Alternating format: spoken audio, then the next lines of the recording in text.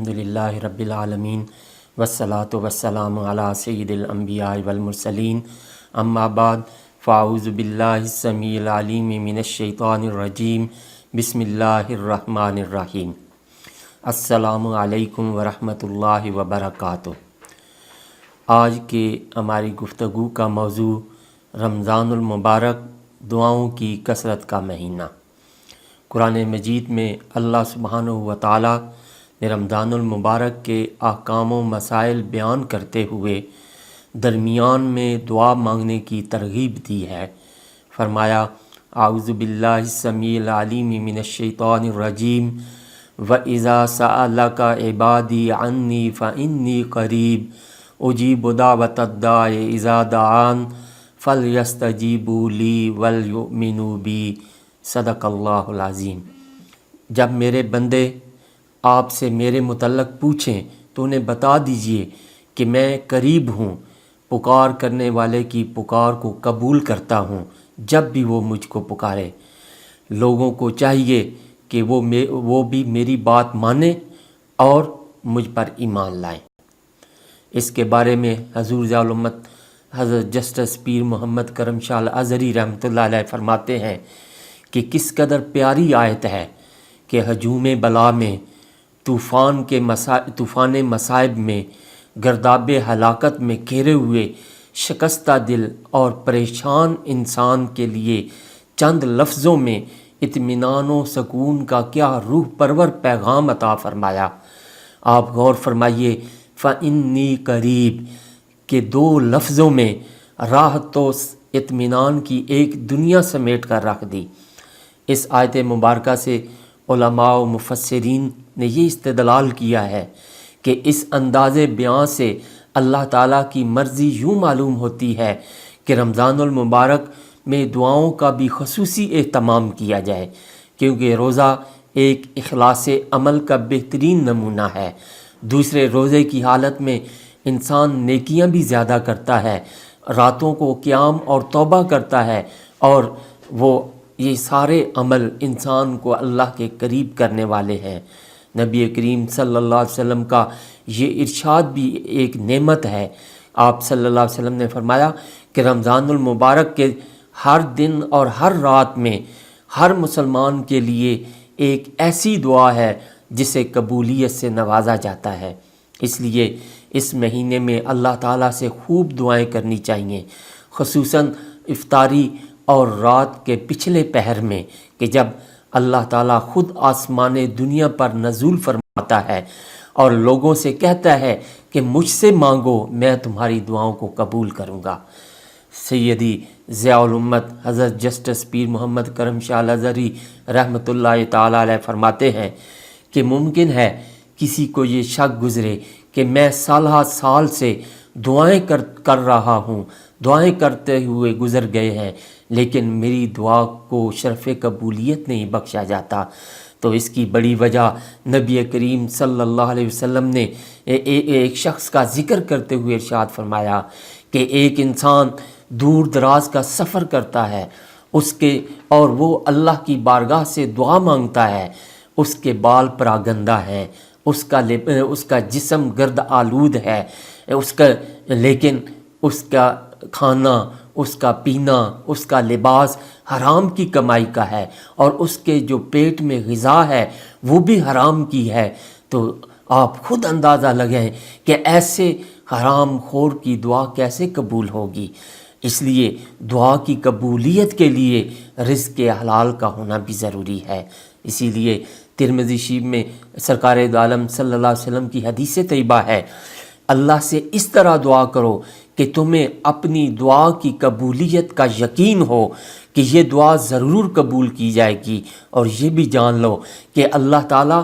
غافل اور بے پرواہ دل سے کی ہوئی دعا کو قبول نہیں فرماتا۔ بخاری شریف میں ہے، بندے کی دعا ہمیشہ قبول ہوتی ہے جب تک وہ گناہ اور قطع رحمی کی دعا نہیں کرتا اور جلد بازی بھی نہیں کرتا۔ صحابہ نے عرض کی، اے اللہ کے پیارے رسول صلی اللہ علیہ وآلہ وسلم، جلد بازی کا کیا مطلب ہے؟ تو سرکار دو عالم صلی اللہ علیہ وسلم نے ارشاد فرمایا کہ وہ کہتا ہے کہ میں نے دعا کی، بار بار دعا کی، لیکن ایسا نظر آتا ہے کہ میری دعا قبول نہیں ہوئی، چنانچہ اس کے نتیجے میں وہ سستی اور غفلت کا شکار ہو جاتا ہے اور دعا کرنا چھوڑ دیتا ہے۔ تو دعا کی شرائط میں سے یہ بھی ہے کہ اس میں استقامت اختیار کی جائے اور صبر کیا جائے۔ دعا میں اخلاص، حاضر قلبی، اللہ تعالیٰ کے سامنے عجز و انکساری اور سچے دل کے ساتھ التجائیں کی جائیں۔ سورہ المومن میں اللہ تعالیٰ نے ارشاد فرمایا فَاعْبُدُوا اللَّهَ مُخْلِصِينَ لَهُ الدِّينَ وَلَوْ كَرِهَ الْكَافِرُونَ، تو عبادت کرو اللہ کی خالص کرتے ہوئے اس کے لیے دین کو، اگرچہ کفار ناپسند کریں۔ دعا کی قبولیت کے اسباب و شرائط میں یہ بھی شامل ہے کہ اللہ تعالیٰ کے اسماء و صفات کے ساتھ وہ پہلے اس کی خوب حمد و ثنا بیان کی جائے۔ رسول اللہ صلی اللہ علیہ وسلم کی حدیث طیبہ ہے کہ ایک آدمی کو کہتے ہوئے آپ صلی اللہ علیہ وسلم نے سنا کہ یا اللہ، میں تجھ سے اپنی گواہی کا واسطہ دیتے ہوئے سوال کرتا ہوں کہ تو ہی معبود برحق ہے، تو ہی، تیرے سوا کوئی معبود نہیں ہے، تو یکتا ہے، تو بے نیاز ہے، تجھ سے کوئی پیدا نہیں ہوا، تو کسی سے پیدا نہیں ہوا، تیرا کوئی ہمسر نہیں۔ تو آپ صلی اللہ علیہ وسلم نے فرمایا کہ تو نے اللہ کے اس نام سے دعا کی ہے کہ جس نام سے اگر دعا کی جائے تو اللہ کریم ضرور قبول فرماتا ہے۔ اس کے بعد دعا کی قبولیت کے لیے ضروری ہے کہ نبی کریم رؤوف الرحیم صلی اللہ علیہ وسلم پر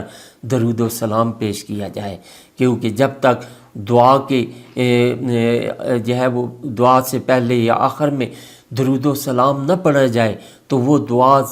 زمین اور آسمان کے درمیان معلق رہتی ہے۔ اذان اور اقامت کے درمیان دعا رد نہیں ہوتی، چنانچہ حدیث طیبہ میں ہے کہ اپنے رب کے قریب ترین بندہ سجدے کی حالت میں ہوتا ہے، لہٰذا سجدے میں کثرت سے دعائیں کیا کرو۔ مسلم شریف کی حدیث ہے، حضرت ابو ہریرہ رضی اللہ تعالیٰ عنہ سے روایت ہے کہ کعبہ کو دیکھتے ہوئے، بارش کے نازل ہوتے وقت، مشکل وقت میں، اور قرآن کے ختم کے بعد اور صدقہ و خیرات کرنے کے بعد جو دعا کی جائے وہ دعا بھی اللہ کریم قبول فرماتا ہے۔ ایسے شخص کی سعادت مندی اور کامیابی کے کیا کہنے کہ جس کا دل اللہ تعالیٰ کی جانب متوجہ ہو جائے، اسی سے دعائیں مانگتا ہے اور امید رکھتا ہے اور توکل و بھروسہ رکھتا ہے اور مدد مانگتا ہے، وہی رب اس کے لیے وسیلے، ذریعے اور اسباب پیدا کرتا ہے۔ ان آداب و شرائط کو ملحوظ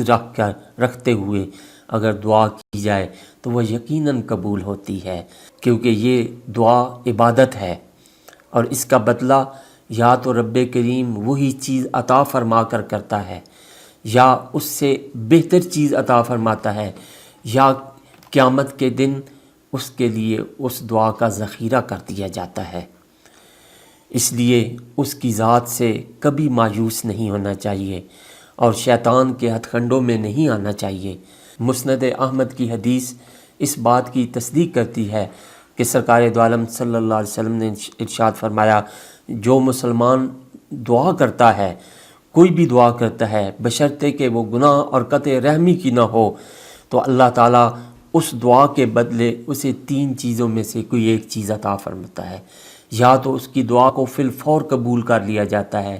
یا اس کے لیے ذخیرہ آخرت بنا دیا جاتا ہے، یا اس کی مثل اس کو برائی اور تکلیف اور نقصان جو پہنچنے والا ہے اس کو دور کر دیا جاتا ہے۔ جب صحابہ اکرام رضوان اللہ علیہم نے حضور صلی اللہ علیہ وسلم کا یہ ارشاد گرامی سنا تو انہوں نے عرض کی کہ اللہ کے رسول صلی اللہ علیہ وآلہ وسلم، پھر تو ہم خوب دعائیں مانگیں گے۔ تو آپ صلی اللہ علیہ وسلم نے فرمایا، اللہ کے پاس خزانے بھی بہت ہیں، یعنی تم مانگو، تمہارے مانگنے میں کمی ہے، اس کے عطا کرنے میں کوئی کمی نہیں ہے۔ اللہ کریم ہمیں